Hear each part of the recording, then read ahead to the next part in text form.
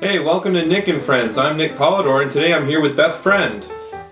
Good afternoon. How is everyone out there? Alright, good. So today we're going to continue our talk about folk art. So Beth, apart from paintings, what other forms of folk art are there?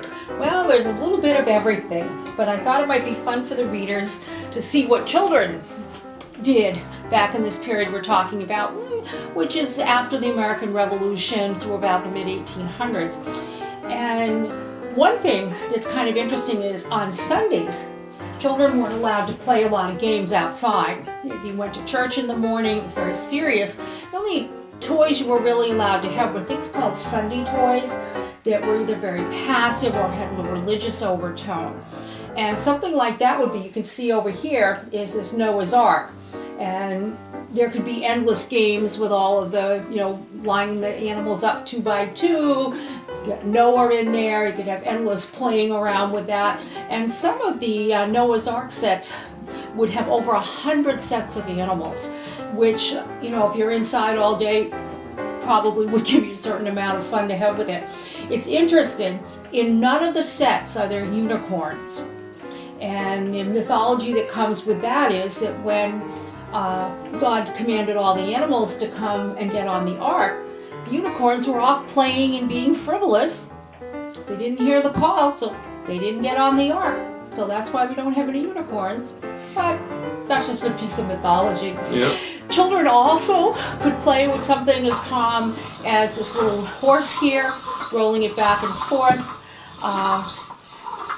He's kind of old, or he would have had a little piece of leather here, and maybe this mane would have been real hair, or in this one case it might have been more yarn. They could play with that. And Nick, if you'll hand me the whirligig over there.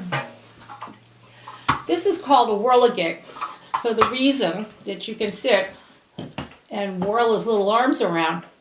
As a matter of fact, these toys were so popular starting in the late 1700s through right up until the turn of the century, that one of Cape Cod's most noted authors of the time, Joe Lincoln, wrote an entire book called Shavings that was all about this man who made whirligigs for his livelihood, and a good livelihood that it was. So if you have ever read of Joe Lincoln, you'll know how wonderful they are, and if you read Shavings, you'll get some insight into how these toys were made. This is really particular for the Cape, with the wonderful whale here, and the sailor's got his semaphores here. I don't know, I might get a little bored with this one after an hour or two, but it's not too bad. Another thing that kids would have been allowed to play with in the house quietly would be something as simple as this block that could easily be made. It's just a square of wood, it's painted, sometimes they don't have letters on every side, and they could play, build things, knock them down, learn letters and so forth. So it had supposedly a little educational element to it, but this would have been another Sunday toy. Probably not a Sunday toy, but still an interesting toy, would be something like this wonderful giraffe, who's basically a rocking horse or a rocking giraffe, as the case may go. Just very simple to make, but could keep a little one endlessly interested for a long time. Because that's a little more active, that probably wasn't a Sunday toy. Then this is more modern. And some of you out there may recognize, you may have had something similar to this, but it's still in that wonderful folk art tradition, being something that's decorated, that's practical, but is wonderfully decorated. And it's a goose or a duck, whatever you want to call it. And it's just a wonderful little old toy. This is probably about 75 years old, maybe 100. Again, typical of folk art, the bold contrasting colors, very simple construction, something practical that's been made a little bit more attractive and a little bit more interesting than it needs to be. So Beth, I've been taking a look at this quilt here. Is this something that would be considered folk art? Absolutely. Quilting was, first of all, it was a necessity because people were making not only their own clothes and everything, but they obviously made their own bedclothes as well, and quilts were a necessity, keeping warm. But typical folk art, they had to imbue it with something a little extra. And those of you that know quilting will recognize this as the Star of Bethlehem pattern. But what's unusual about this Star of Bethlehem is that it's on a white background. Usually they're on a darker background, but I just love this quilt because of the pop of color here. But it's very typical folk art, pattern and design to imbue something that's really just practical with a little bit more. And that again is what folk art is noted for. Over here, this quilt's from about 1890, and it's interesting. It has the initials of the person who made it, or who it was made for rather, Alfred Robert Dalrymple, and the date 1897. It's just a plain patchwork quilt.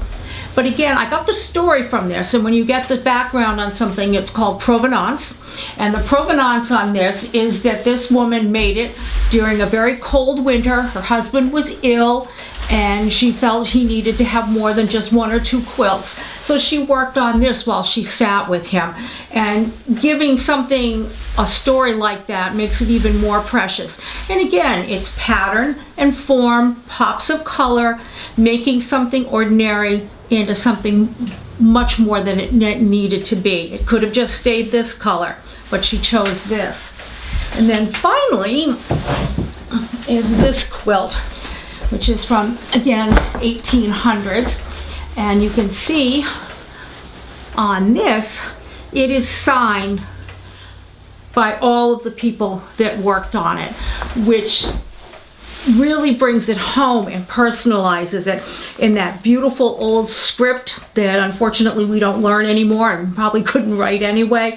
But everyone who had a hand in this quilt has in fact signed it on some place on this quilt, really bringing home the personalization of it, the hard work that went into it for lots and lots of people. And you can see more signatures over on this side.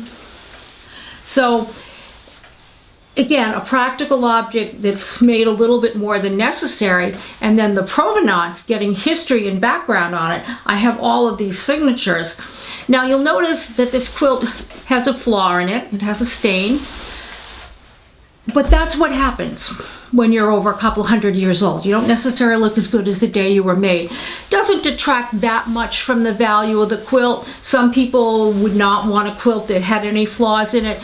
But if you're looking for something that's 200 years old that has no flaws in it, you're really going to have to look pretty far. And I love this quilt because of the names, and some of the names are old names like Lucinda, Sabrina, Emmeline, names that perhaps we don't hear so much now, and it just brings it home to me how wonderfully personal these things are. I hope you've enjoyed this brief summary of children's toys, Sunday folk art, and a quick look at quilting. Maybe next time we can look a little more in depth at the quilts, and I hope this has given everyone out there an appreciation, even more so, of how wonderful American folk art can be. Thank you.